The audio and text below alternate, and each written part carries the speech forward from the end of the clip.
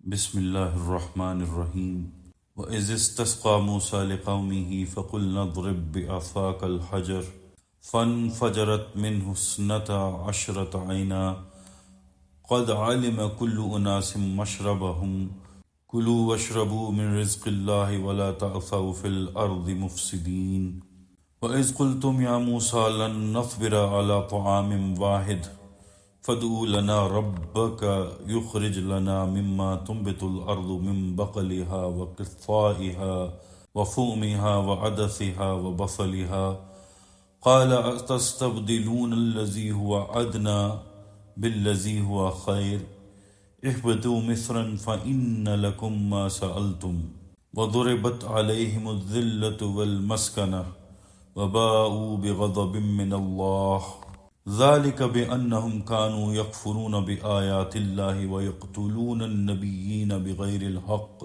ذلك بما عصوا وكانوا يعتدون صدق الله العظيم رب اشرح لي صدري ويسر لي أمري واحلل عقدة من لساني يفقهوا قولي۔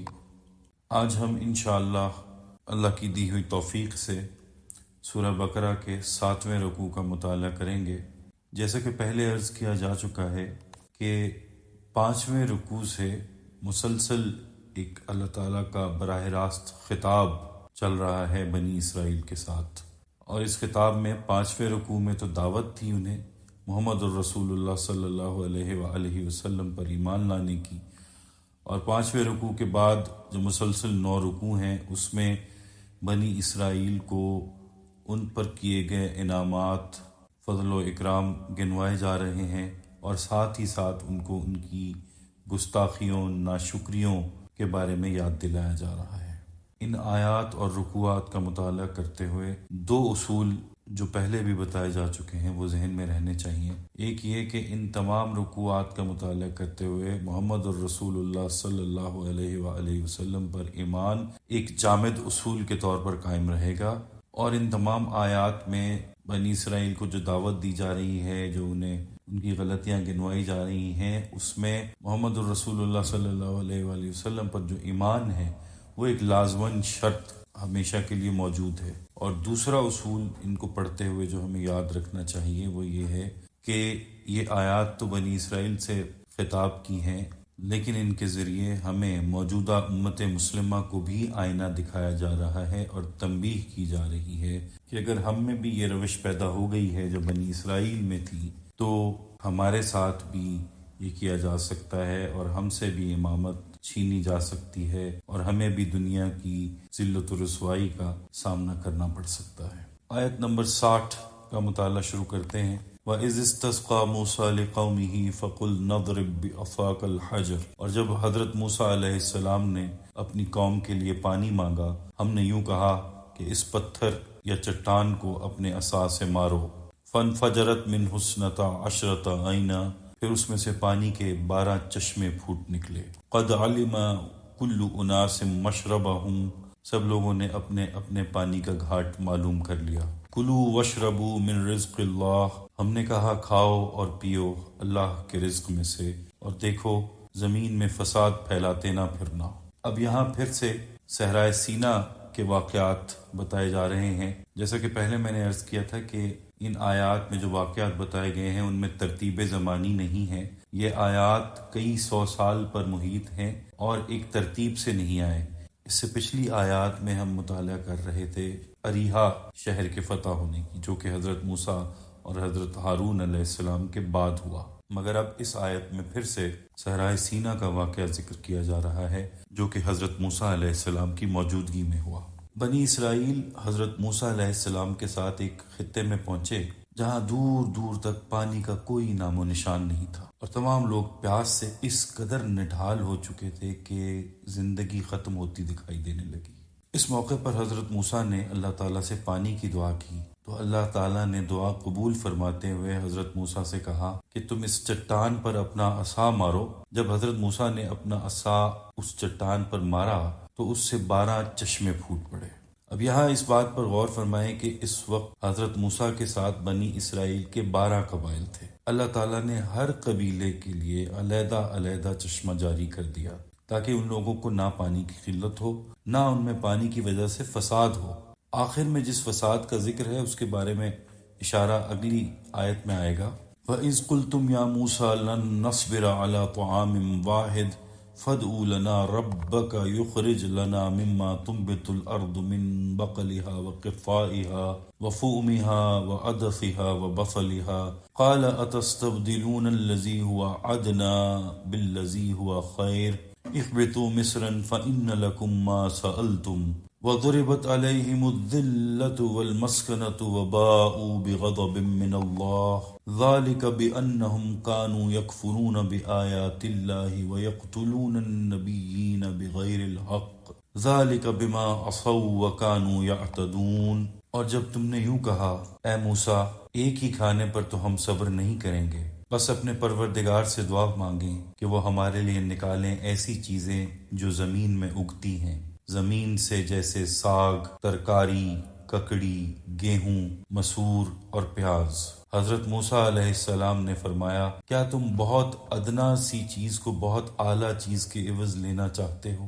یہ بات ہے تو پھر کسی شہر میں چلے جاؤ، پس جو تم چاہتے ہو تمہیں وہاں مل جائے گا۔ اور ان پر ذلت اور ناداری ڈال دی گئی اور وہ اللہ کے غضب کے مستحق ہو گئے۔ یہ غضب ان پر اس لیے بھی آیا کہ وہ اللہ کی آیات سے کفر برت رہے تھے اور اللہ کے نبیوں کو ناحق قتل کر رہے تھے، اس لیے بھی کہ وہ اللہ کی نافرمانی کرتے تھے اور اللہ کی اطاعت سے نکل جاتے تھے۔ ایسا نہیں ہے کہ ان لوگوں کا جی من و سلوہ کھانے سے اکتا گیا تھا، اصل میں ہماری محدود عقل صرف اس حد تک کام کرتی کہ شاید وہ ایک جیسا کھانا کھا کر تنگ آ گئے تھے اور اس لیے انہوں نے من و سلوہ کھانے سے انکار کر دیا، اور شاید اسی لیے انہوں نے ساگ، لہسن، ککڑی، مسور اور پیاز وغیرہ کی خواہش کی۔ اصل بات صرف یہ نہیں ہے، یہ اس بات کا ایک حصہ ضرور ہوگا، مگر بات صرف یہ نہیں تھی، بلکہ انہیں زبان کا وہ چٹخارا یاد آیا جو انہیں تب نصیب تھا جب وہ باورچی بن کر پیاز اور لہسن بھگار کر فرعونیوں کو کھلایا کرتے تھے، اور فرعونیوں کے کوڑے کھا کھا کر وہ گندم اور ساگ اگاتے تھے۔ یہ سب چیزیں وہ فرعونیوں کو پکا کر کھلاتے تھے اور ان کا بچا کھچا خود بھی کھا لیتے تھے۔ معلوم ہوا کہ اصل میں انہیں غلامی کی وہ ذلت بھری زندگی پھر سے یاد آنے لگی۔ آپ بنی اسرائیل کی ناشکری کی انتہا دیکھیں، بجائے اس کے کہ وہ اللہ تعالیٰ کی مہربانی اور مہمان نوازی اور اللہ کے رسول کے زیر سایہ رہنے کی نعمت کی قدر کرتے، اور احادیث میں آتا ہے کہ صرف من و سلوہ ہی نعمت نہ تھا بلکہ اور بے شمار نعمتیں ایسی تھیں جو اللہ تعالیٰ نے ان کو عطا کی۔ مثلاً ان کو دھلا دھلایا کپڑا پہننے کو ملتا تھا اور اللہ تعالیٰ ان کی ساری ضروریات پوری کر دیتے تھے۔ انہیں کوئی بھی کام خود نہیں کرنا پڑتا تھا، ان کے ذمہ صرف ایک کام تھا کہ وہ حضرت موسیٰ کے ساتھ مل کر دعوت و تبلیغ اور جہاد کرتے رہے۔ اصل میں جو شیطان کی چال تھی اور ان کے نفس کا جو فریب تھا وہ صرف ککڑی، لہسن، پیاز اور زبان کے چٹخارے میں نہیں تھا، بلکہ وہ اس اہم ترتیب کو الٹ رہے تھے جو ترتیب اللہ تعالیٰ نے ان کے لیے بنائی تھی۔ اصل میں تو بنی اسرائیل کو دعوت اور تبلیغ اور جہاد کے لیے پیدا کیا گیا تھا اور فرعونیوں سے آزادی عطا کی گئی تھی۔ ان کو ہرگز زبان کے چٹخارے کے لیے پیدا نہیں کیا گیا تھا۔ زبان کا چٹخارا تو ان کو اس وقت حاصل ہوتا تھا جب وہ غلام تھے اور فرعونی ان پر کوڑے برسایا کرتے تھے کہ آخر یہ نمک، مرچ، پیاز یا لہسن کھانے میں کم یا زیادہ کیوں ہو گیا۔ اس سے معلوم ہوا کہ ان کو اصل میں غلامی کی ذلت کے وہ دن جب وہ فرعونیوں کا بچا کچھا کھانا کھایا کرتے تھے یاد آ گئے، اور یہ سوال کر کے کہ اللہ تعالیٰ ہمیں کھیتی باڑی کا موقع دیں، انہوں نے ثابت کر دیا کہ وہ آزادی پر غلامی کو فوقیت دیتے تھے۔ یہ سوال کرتے ہوئے وہ یہ بات بھول گئے کہ اللہ تعالیٰ نے ہمیں کتنی نعمتوں سے نوازا، ہمیں فرعون کی غلامی سے نجات دلائی، ہمیں اپنے نبی کی صحبت عطا کی، ہمیں دعوت دین، تبلیغ اور جہاد پر لگایا، ہمیں زمین کی امامت عطا فرمائی، ہمیں دنیا کا فاتح بنایا، ہمیں اپنا مہمان بنا کر من و سلوہ عطا فرمایا، اور اللہ نے ہمیں جس کام کے لیے پیدا کیا تھا اس کام پر لگا دیا۔ اللہ کی ان تمام نعمتوں کو انہوں نے فراموش کر دیا اور اللہ کی ان نعمتوں کی بے قدری کی۔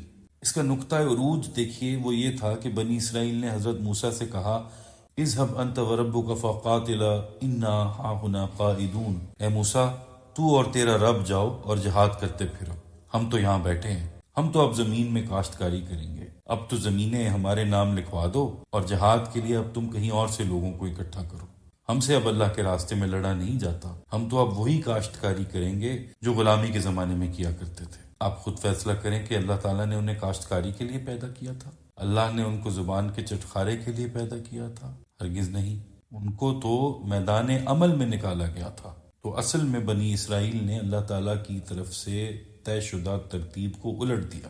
جو چیزیں اور کام ان کے ذمہ داری نہیں تھی، مثلا کاشت کرنا، پکانا، سینا، سلانا، گھروں کو صاف کرنا، کمانا، یہ تمام ذمہ داریاں انہوں نے اپنے ذمہ لے لی، جبکہ یہ تو اللہ نے دوسری قوموں کے ذمہ لگائی تھیں کہ وہ تمہارے یہ تمام کام کریں گی، تمہیں پکا کر دیں گی، تمہارے لیے وہ کاشت کریں گے اور تم کھاؤ گے، لیکن انہوں نے ترتیب کو الٹ دیا۔ حضرت عمر رضی اللہ تعالیٰ عنہ کے پاس بعض صحابہ حاضر ہوئے اور کہا کہ عراق اور شام کی زمینیں بے حد زرخیز ہیں، یہ زمینیں جو ہم نے فتح کی ہیں ہمارے نام کر دیں، ہم انہیں کاشت کریں گے۔ اس موقع پر حضرت سیدنا عمر فاروق رضی اللہ تعالیٰ عنہ نے تاریخی جملے کہے۔ آپ نے فرمایا، اے میرے پیارے محمد الرسول اللہ صلی اللہ علیہ وآلہ وسلم کے صحابہ، میرے اللہ کے نبی نے تمہیں جس کام پر لگایا ہے تم اسی کام پر لگے رہو۔ یہ زمینوں کو کاشت کرنا، ان میں کھیتی باڑی کرنا، ان میں فصلیں اگانا، یہ انہی لوگوں کے لیے چھوڑ دو، یعنی وہ پہلے رومیوں کے لیے اسے کاشت کرتے تھے، اب تمہارے لیے کاشت کریں گے، اور میں تمہارے دروازوں کی کنڈی کھٹکھٹا کر ان زمینوں کی پیداوار تمہارے گھروں تک پہنچا دیا کروں گا۔ دیکھو، تم زمین کے پیچھے نہ بھاگو، تم وہی کام کرتے رہو جس کے لیے تمہیں تمہارے رب نے پیدا کیا ہے، یعنی دعوت دین اور تبلیغ اور جہاد۔ اب یاد رکھیں کہ حضور صلی اللہ علیہ وآلہ وسلم کے صحابہ اور حضرت سیدنا عمر رضی اللہ تعالی عنہ کے ساتھیوں نے عمر فاروق کے اس فیصلے کو درست مانا، اور کسی نے بھی یہ مطالبہ نہیں کیا کہ عراق اور شام کی زرخیز زمینوں کو عربوں میں حضور کے صحابہ، تابعین یا تبع تابعین میں بانٹ دیا جائے، مگر ادھر بنی اسرائیل اسی ضد پر اڑے رہے کہ ہمیں دعوت دین، تبلیغ اور جہاد سے کوئی غرض نہیں، ہم تو کھیتی باڑی کرنا چاہتے ہیں اور باقی زندگی آرام سے عیش کرنا چاہتے ہیں۔ یہ جہاد وغیرہ کا جو معاملہ ہے یہ آپ اور آپ کے اللہ خود ہی کرتے رہیں، یعنی جس کام کے لیے اللہ نے انہیں پیدا کیا تھا اور جو کام اللہ نے ان پر فرض کیا تھا اس کام کو چھوڑ دیا، اور وہ کام جو اللہ نے اپنے ذمہ لیا تھا کہ میں تمہیں کھانا پہنچاؤں گا، لباس پہنچاؤں گا، میں تمہیں ساری سہولتیں پہنچاؤں گا، اللہ کی اس ذمہ داری کو انہوں نے اپنے ذمہ لے لیا۔ اس طرح انہوں نے ترتیب کو الٹ دیا۔ یہ ہے اصل مفہوم اس بات کا جو اس آیت میں بیان ہوئی ہے کہ ادنا چیز کو اختیار کرتے ہو اعلیٰ چیز کے بدلے میں، یعنی جس اعلیٰ کام کے لیے تمہیں اللہ نے پیدا کیا ہے اس کو چھوڑتے ہو، اور جس کام کا ذمہ اللہ نے خود لے لیا ہے اس کو تم اپنے ذمہ لیتے ہو۔ اب غور سے اس بات پر دھیان دیں تو معلوم ہوگا کہ انسانی زندگی کا سب سے بڑا المیہ ہی یہی ہے کہ جو کام اللہ نے اپنے ذمہ لے رکھا ہے وہ کام انسان اپنے ہاتھ میں لے کر اسے خود کرنے کی کوشش کرتا ہے۔ مثلا رزق کا معاملہ، اب پورا قرآن مجید پڑھ لیں، احادیث پڑھ لیں، ان دونوں میں زیادہ سے زیادہ آپ کو رزق حلال کمانے کی اجازت ملے گی، اس سے زیادہ اور کوئی بات نہیں کہی گئی۔ دراصل حقیقت یہ ہے کہ اللہ تعالیٰ نے ہمارا رزق اپنے ذمہ لے رکھا ہے کہ تمہیں رزق پہنچانا میرے ذمہ ہے۔ فرمایا، وَمَا خَلَقْتُ الْجِنَّ وَالْإِنسَ إِلَّا لِيَعْبُدُونَ مَا أُرِيدُ مِنْهُمْ مِنْ رِزْقٍ وَمَا أُرِيدُ أَنْ يُطْعِمُونَ إِنَّ اللَّهَ هُوَ الرَّزَّاقُ ذُو الْقُوَّةِ الْمَتِينُ۔ جن اور انسان کو میں نے صرف اپنی عبادت کے لیے پیدا کیا ہے، میں ان سے رزق کموانا نہیں چاہتا، اور کیا وہ رزق کما کر مجھے کھلائیں گے؟ بے شک اللہ ہی بڑا رزق دینے والا، زور آور اور قوت والا ہے۔ سورہ ذاریات کی آیت مبارکہ۔ یاد رکھیں کہ عبادت کی بہترین شکل دعوت دین اور تبلیغ اور جہاد ہے۔ ایک جگہ قرآن پاک میں ارشاد فرمایا، اور اپنے گھر والوں کو نماز کا، دین کا حکم دیں اور اس پر ثابت قدمی اختیار کریں۔ ہم آپ صلی اللہ علیہ وآلہ وسلم سے رزق کموانا نہیں چاہتے، بلکہ رزق تو ہم آپ کو دیں گے، اور نیک انجام اہل تقوی کا ہے۔ سورہ طٰہٰ کی آیت نمبر 132 میں یہ آیا ہے۔ ایک اور جگہ انتہائی واضح الفاظ میں یہی بات بیان فرمائی کہ دنیا میں کوئی جاندار ایسا نہیں جس کا رزق اللہ کے ذمہ نہ ہو۔ سورہ ہود۔ حضور اکرم صلی اللہ علیہ وآلہ وسلم نے ارشاد فرمایا، اللہ نے میرا رزق میرے نیزے کی چھاؤں تلے رکھ دیا ہے۔ معلوم ہوا کہ رزق کا ذمہ تو اللہ تعالیٰ نے لے رکھا ہے، اب اگر ہم اللہ کی ذمہ داری پر اعتبار نہ کریں، صبح سے شام تک رزق کمانے میں لگے رہیں، اور وہ کام جو اصل میں اللہ تعالیٰ نے ہمارے ذمہ لگایا ہے وہ ہم نہ کریں، اور الٹا کہیں کہ اذهب انت وربک فقاتلا، یہ تو اللہ کے رسولوں کا، مولویوں کا، علماء کا کام ہے، ہمارا نہیں، اس کا مطلب ہے کہ آج ہم نے بھی اس ترتیب کو الٹ دیا ہے، بالکل اسی طرح جس طرح بنی اسرائیل نے الٹا تھا، اور پھر وہ اللہ کے غضب اور غصے اور عذاب کا نشانہ بنے تھے۔ اصل میں تو ہمیں دنیا میں اس لیے بھیجا گیا تھا کہ مومنوں، جتنی امتیں یعنی قومیں لوگوں میں پیدا ہوئی ہیں، تم ان سب سے بہتر ہو، تمہیں لوگوں کے لیے میدان کار میں لایا گیا ہے، تم لوگوں کو نیک کام کا حکم کرتے ہو اور برے کاموں سے منع کرتے ہو۔ سورہ آل عمران۔ یہ ہے اصل میں ایک مومن کی ذمہ داری۔ معلوم ہوا کہ اصل بات یہ نہیں تھی کہ من و سلوہ کھائیں یا ککڑی کھائیں، بلکہ یہ پورے ایک رویے کی تبدیلی تھی۔ اسی بات کے پیش نظر فرمایا گیا کہ اگر یہ بات ہے تو پھر کسی شہر میں چلے جاؤ، کیونکہ ایسی صورت میں تم سے دیہاتوں میں، میدانوں میں جہاد کے لیے پھرنا تمہیں کبھی راس نہیں آئے گا۔ اس کا مطلب یہ نہیں کہ اگر کوئی شخص ساگ مانگ لے یا ککڑی مانگ لے تو اللہ کا غضب اس پر نازل ہو جاتا ہے، یا کوئی اگر پیاز اور لہسن کی بھگار کھانا چاہے تو اس پر اللہ تعالیٰ غصے کا اظہار کرتے ہیں۔ ایسا نہیں ہے۔ اس کا مطلب یہ ہے کہ اللہ تعالیٰ نے ان پر جو ذمہ داری عائد کی تھی، وہ لوگ اس ذمہ داری سے بھاگ گئے، سرکشی اختیار کر لی اور شہری زندگی اختیار کر کے بیٹھ گئے، جہاد سے انکار کر دیا۔ اسی پر اللہ تعالیٰ کا ان پر غضب نازل ہوا۔ حضور اکرم صلی اللہ علیہ وآلہ وسلم نے فرمایا، جب تم تجارت میں بڑھ چڑھ کر حصہ لینے لگو اور بیلوں کی دموں کو تھام لو، زراعت میں اپنا من لگا لو اور جہاد کو چھوڑ دو، تو اللہ تعالیٰ ایک خاص ذلت تم پر مسلط کر دیں گے، اور وہ اس کو اس وقت تک نہیں ہٹائیں گے جب تک تم اللہ کے دین کی طرف لوٹ کر نہیں آؤ گے۔ یہاں غور کرنے کی بات یہ ہے کہ جو الفاظ اس حدیث کے آخر میں آئے ہیں، حتیٰ ترجعوا الی دینکم کے ہیں، یہ نہیں کہا گیا کہ حتیٰ ترجعوا الی الجہاد۔ اصل میں انہوں نے جہاد کو ترک کیا تھا، کہنا تو یہ چاہیے تھا کہ حتیٰ ترجعوا الی الجہاد، لیکن جہاد نہیں کہا، بلکہ فرمایا جب تک تم اپنے دین کی طرف نہیں لوٹو گے عذاب دور نہیں ہوگا۔ مطلب یہ ہوا کہ جہاد چھوڑنے سے دین بھی چھوٹ گیا۔ اب جب تک تم جہاد کی طرف نہیں لوٹو گے تب تک تم اپنے دین کی طرف واپس نہیں آؤ گے، اور اس وقت تک تم پر اللہ یہ ذلت نہیں ہٹائے گا۔ وَضُرِبَتْ عَلَيْهِمُ الذِّلَّةُ وَالْمَسْكَنَةُ وَبَاءُوا بِغَضَبٍ مِّنَ اللَّهِ ذَلِكَ بِأَنَّهُمْ كَانُوا يَكْفُرُونَ بِآيَاتِ اللَّهِ۔ یہ غضب ان پر اس لیے بھی آیا کہ وہ اللہ کی آیات سے کفر برت رہے تھے۔ وَيَقْتُلُونَ النَّبِيِّينَ بِغَيْرِ الْحَقِّ، اور اللہ کے نبیوں کو ناحق قتل کرتے تھے۔ انسان ایک بہت عجیب مخلوق ہے، اس نے اللہ کے انبیاء کا اس قدر بے دردی سے قتل کیا ہے کہ جب ہم انسانی تاریخ پڑھتے ہیں تو چکرا جاتے ہیں۔ صرف چند ایک واقعات یہاں بیان کروں گا۔ حضرت زکریا علیہ السلام کو انتہائی بے دردی سے قتل کیا گیا۔ بعض روایات میں ہے کہ آپ کو سنگسار کیا گیا، بعض روایات کے مطابق ان کو آرے سے چیر دیا گیا تھا۔ حضرت یحییٰ علیہ السلام، ان کو پہلے قید کیا گیا، بعد میں قید کے دوران ہی اس وقت کے رومی بادشاہ نے اپنی طوائف محبوبہ سے پوچھا کہ مانگو، کیا مانگتی ہو؟ اس نے جواب دیا کہ یحییٰ کا سر مجھے چاہیے۔ تو حضرت یحییٰ کو ذبح کر کے ان کا سر اس طوائف کے سامنے تشتری میں رکھ کر بادشاہ نے پیش کر دیا۔ حضرت عیسیٰ علیہ السلام، رومی عدالت نے حضرت عیسیٰ پر مقدمہ چلایا، ایسے الزامات لگائے کہ ان کو سزائے موت سنا دی گئی۔ اب یہاں سے بنی اسرائیل کی بے حسی اور بے غیرتی کا اندازہ لگانا بہت آسان ہوگا کہ جب عید کا دن آیا تو رومی بادشاہ پلوٹس نے عید کے مجمع کے سامنے اعلان کیا کہ ان دونوں مجرموں میں سے جن کو سزائے موت ہو چکی ہے، میں ایک کو معاف کر سکتا ہوں۔ تم سب یہ فیصلہ کرو کہ میں کس کو معاف کروں، عیسیٰ کو یا فلاں ڈاکو کو؟ تو سب لوگوں نے یک زبان ہو کر کہا کہ ڈاکو کو معاف کر دیا جائے اور عیسیٰ علیہ السلام کو صلیب پر لٹکا دیا جائے۔ لہٰذا ڈاکو کو آزاد کر دیا گیا اور اللہ کے نبی حضرت عیسیٰ علیہ السلام کی سزا برقرار رکھی گئی۔ اب یہاں سے آپ اندازہ لگائیں کہ جمہوریت کے نتائج کتنے خطرناک ہو سکتے ہیں۔ جیسا کہ میں نے پہلے عرض کیا کہ ان آیات کے ذریعے موجودہ امت مسلمہ یعنی ہمیں بھی آئینہ دکھانے کی کوشش کی جا رہی ہے۔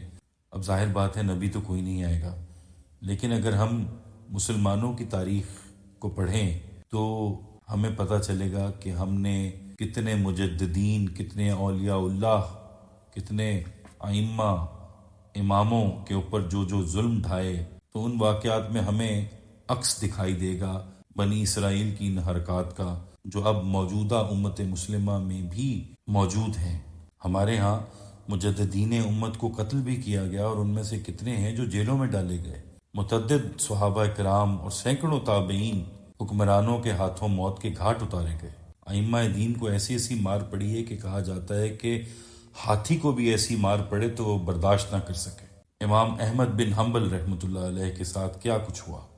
امام ابو حنیفہ نے جیل میں انتقال کیا اور وہاں سے ان کا جنازہ اٹھا۔ امام مالک رحمۃ اللہ علیہ کے کندھے کھینچ لیے گئے تھے اور منہ کالا کر کے انہیں اونٹ پر بٹھا کر پھرایا گیا۔